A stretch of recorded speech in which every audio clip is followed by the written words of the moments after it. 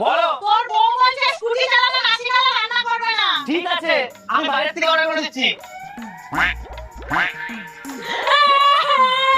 বাবু বাবু, আমার সেই ছোট্টবেলার শখ একটু শিখিয়ে দাও না।